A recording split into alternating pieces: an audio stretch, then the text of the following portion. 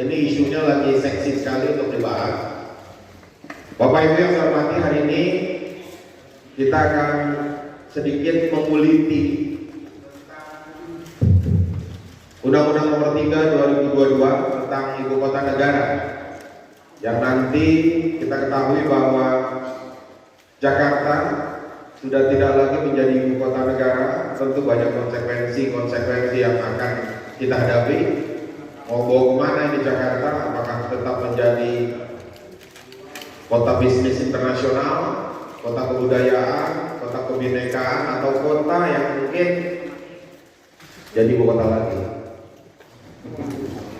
Ya, hari ini untuk sesi pertama kita persilakan Bu Profesor Dr. Silviana Murni untuk memberikan